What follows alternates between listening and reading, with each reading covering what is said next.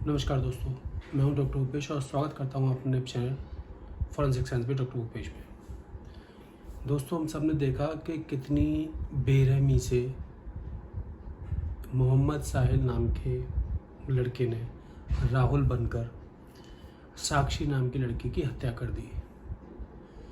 आपने बखूबी देखा कि किस तरीके से उसने पहले सर पर कई बार चाकुओं से वार किए, बॉडी के अन्य पार्ट्स पर चाकुओं से वार किए और लगातार करता रहा। 40 से 50 वार उसने किए। उसे तब भी संतुष्टि नहीं मिली तो उसने सर के ऊपर पत्थर से कई बार वार किए। और उससे भी बड़ी हैरानी की बात यह है दोस्तों कि जो लोग वहाँ से आ जा रहे थे, निकल रहे थे, देख रहे हैं, पीछे मुड़ मुड़ के देख रहे हैं, पर किसी में भी इतनी हिम्मत नहीं हुई कि कोई उसके पत्थर भी मार दे साहिल के, कोई उसको रोक भी दे, 10-12 लोग मिलकर उसको पकड़ ले। यानी कि आपने ये देखा कि किस तरीके से एक सरेआम हत्या हो जाती है, खुले में हत्या हो जाती है, पर कोई भी आवाज़ नहीं उठाता, कोई भी नहीं बोलता। इससे ये बात साबित हो जाती है दोस्तों कि इसी तरीके के साहिल और पैदा होते रहेंगे और हम और आप या कोई भी जो ये सोचते हैं कि समाज को सुरक्षा देनी है, जस्टिस की गुहार लगाते हैं, justice for SSR, justice for Sakshi, justice for Nirbhaya, justice for ये, जस्टिस फॉर ये सब चलता रहेगा।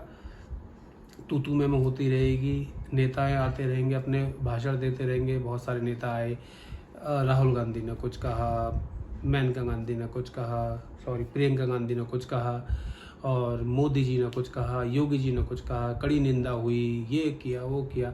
अरे भाई, इंसाफ कब मिलेगा? आपको पता है क्या होगा? अभी पुलिस चाकू ढूंढ रही थी, जो हत्या में यूज़ हुआ है उसको ढूंढ रही थी, वो कहाँ से लिया गया ये ढूंढ रही थी, कितने वार हुए ये ढूंढेगी, पोस्टमार्टम की रिपोर्ट आएगी। पोस्टमार्टम की रिपोर्ट सब जानते हुए, सीसीटीवी फुटेज है, फिर भी हम पोस्टमार्टम की रिपोर्ट पर रिलाई करेंगे।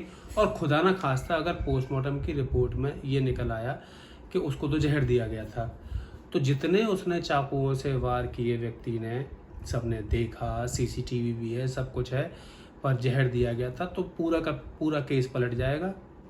ये हमारे देश का कानून है।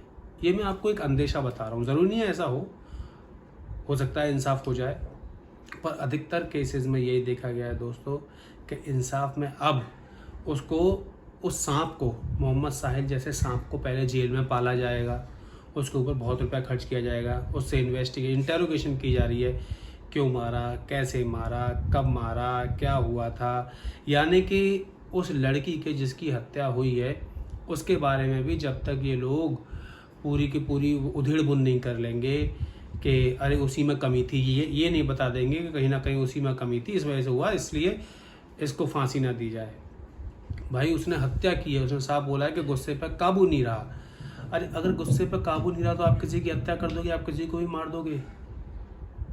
बताइए आप।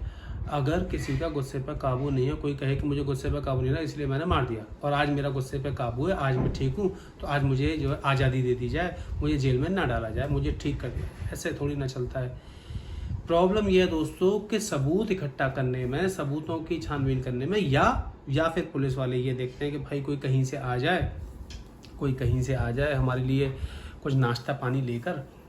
आप समझ रहे हैं ना कि कोई आ जाए, अब वकील भी आएंगे, जिरह चलेगी, कोर्ट में बहस चलेंगी, नहीं ऐसा नहीं था, उस लड़की ने वैसा किया था, उसकी ऐसी आदत थी, इस वजह से मेरे क्लाइंट ने जो है जोश में आकर, प्रोवोकेशन में आकर उसको ऐसा कर दिया। उसको प्रोवोकेशन बताया जाएगा, सडन प्रोवोकेशन हुआ, वो गाली बक के भागी थी, वो धोखा दे के भागी थी, ये सब चलेगा। ऐसी स्थिति में दोस्तों कैसे इंसाफ मिलेगा? क्योंकि देखिए, मैं यूएई में रहा 10 साल, मैंने तो वहाँ पर ऐसा कोई क्राइम नहीं देखा क्योंकि कानून इतना सख्त है। मैं मलेशिया में रहा, मैंने तो वहाँ पे कोई ऐसा क्राइम नहीं देखा।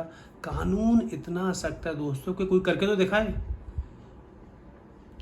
1 हफ्ते के अंदर अंदर फॉरेंसिक की रिपोर्ट आ जाती है, बंदा जेल में बंद रहता है, 1 महीना मैक्सिमम दोस्तों लगता है किसी को भी सजा सुनाने में। और अगर ये साबित हो गया कि हाँ इसने किया, जैसा कि यहाँ पे तो सीसीटीवी फुटेज भी है, अगर ये साबित हो गया तो उसका कितना बुरा हश्र होता है, ये आप लोगों ने पढ़ा होगा, सुना होगा कि किस तरीके के जो अंजाम है ऐसे लोगों को दिए जाते हैं, चाहे वो सऊदी अरेबिया हो या कुछ भी हो। मैं उन्हीं मुस्लिम कंट्रीज़ की बात कर रहा हूँ, वहाँ पर तो ऐसे क्रिमिनल्स नहीं होते। तो यहाँ पर मैं सीधे ये कहूँ कि एक कौम की बात नहीं है, हिंदू मुसलमान की बात नहीं है, यहाँ पे मानसिकता की बात है कि अगर एक इंसान इस तरीके की मानसिकता वाला हो सकता है तो वो सोसाइटी के लिए, वो हमारी बहन बेटियों के लिए, सोसाइटी के लिए कितना घातक है। ऐसे इंसान को जल्द से जल्द सज़ा होनी चाहिए। पर प्रॉब्लम हम सब की है, हम सब कैंडल मार्च करेंगे, जंतर मंतर पे बैठेंगे, जगह जगह हम अलग अलग आंदोलन करेंगे, उससे होगा क्या?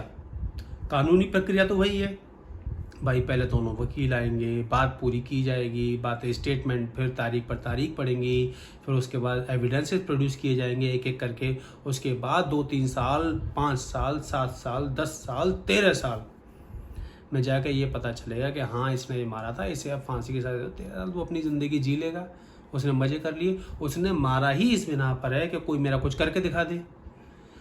भाई ये जो गुस्सा आया था ना, सडन प्रोवोकेशन, जितना भी कहते हैं ना मुझे गुस्सा आ गया तो मैंने मार दिया, अगर देश का कानून तगड़ा हो ना, चाहे कितना भी गुस्सा आपको आ जाए, आप चू नहीं कर सकते, क्योंकि आपको पता है कि आपका क्या होगा।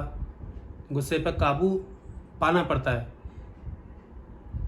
तो ये जितना भी इसने कहा कि मुझे गुस्सा आ गया था, मैं अपने आप को नहीं रोक पाया, तो इसके 10 थप्पड़ लगाए जाएं, गुस्सा आ गया था, और चल सीधे सीधे इसको कोर्ट में पेश करके सीधे के सीधे इसको फांसी की सजा सुनाई जाए कि तूने एक हत्या की। और दोस्तों एक होती हत्या, किसी न किसी को जहर दे के मारा, गलती से हो गया, डिफेंस में गया, या मैं कह रहा हूँ हत्या भी की, किसी न किसी को जहर दे के मारा, और ये है serious crime, heinous crime, most heinous crime, जितने इतनी बार जो है चाकू से उसको घोंपना, पत्थर मारना, यानी कि कितना फ्रस्ट्रेशन है उस इंसान के अंदर। वो क्या आगे चल के अच्छा इंसान बनेगा या कुछ भी करेगा? ऐसे इंसान को तो कभी भी जेल से बाहर ही ना आने दे, नंबर 1। और उल्टा टांग कर, जेल में उल्टा टांग कर डेली इसके डंडे बरसाए जाएं, तब जाके ऐसे लोगों की अकल ठिकाने आएगी। और जो कहते हैं ना अंग भंग करना, ऐसे लोगों का वो होना चाहिए, हश्र होना चाहिए। अरे कोई भी वजह रही थी, कितना भी उस लड़की ने धोखा दिया था, कुछ भी किया था, तुम्हें उसको जान से मारने का हक नहीं था। तुम पुलिस में चले जाते, तुम रिपोर्ट करते, तुम और कुछ करते। और दूसरी चीज़ दोस्तों, जो केरल स्टोरी में बताया गया है, वीडियो वायरल करते हैं, वीडियो भेजते हैं, यानी कि इनकी मानसिकता कहीं तक भी पहुँच जाती है। तो कैसे मिलेगा इंसाफ, आप ही बताइए।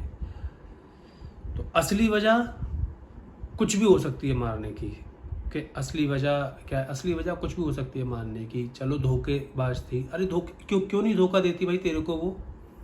तूने भी तो हिंदू बनकर, तूने भी तो दूसरे धर्म का बनकर उसे धोखा दिया, उसे धोखे में रखा, और जब तेरी काली करतूत है उसे पता चली तो तेरे में बर्दाश्त नहीं है। तुझ में क्यों बर्दाश्त नहीं है? जब तूने जो किया वो बर्दाश्त कर रही थी तो, और उसकी ज़िंदगी, उसकी लाइफ, वो किसी के साथ भी रहे, कुछ भी करे, भाई तेरा गुस्सा गुस्सा, उसका गुस्सा कुछ भी नहीं। तेरे को गुस्सा आया तो तूने जान से मार दिया, अब तेरे को भी कोई गुस्से में आकर जान से मार दे। दोस्तों वही होता है। देखिए आपने देखा कि आतिक अहमद, जब तक कोई गुंडा अपना गुस्सा दिखाता रहता है, अरे मेरे को गुस्सा आ गया था, प्रोवोकेशन में मैंने मार दिया, और जब खुद के साथ ऐसा होता है तो फैमिली गुहार लगाती है कि हम लोग बर्बाद हो गए, हमें छोड़ दिया जाए, हमें बख्श दिया जाए। खैर दोस्तों जो भी हो, मैं ये कहना चाहता हूँ कि देश के कानून में बदलाव की बहुत ज़्यादा ज़रूरत है। ये समझना होगा हमारे जूरी मेंबर्स को, सभी को। और कानून अगर हमारे माननीय न्यायालय बदलाव नहीं करेंगे तो कौन करेगा? अमेंडमेंट नहीं करेंगे तो कौन करेगा? और किससे हम गुहार लगा सकते हैं, किसके आगे हम हाथ अपने जोड़ सकते हैं कि आप ही वो लोग हैं जो ये बदलाव, ऐसे क्राइम में सख्त से सख्त सज़ा जल्द से जल्द होनी चाहिए। खैर दोस्तों देखते हैं आपकी क्या प्रतिक्रिया है, मुझे बताइएगा। पर मैं ये नहीं चाहता कि आगे कोई भी साक्षी या साहिल जैसा कोई भी केस हो। अरे गुस्सा है, गुस्से को अपने माँ बाप पे उतार ले, गुस्से को अपनी बहन बेटियों पे उतारना, गुस्से को दूसरों पे क्यों उतारता है? खैर बहुत बहुत शुक्रिया आपका मेरे साथ बने रहे। Thank you very much.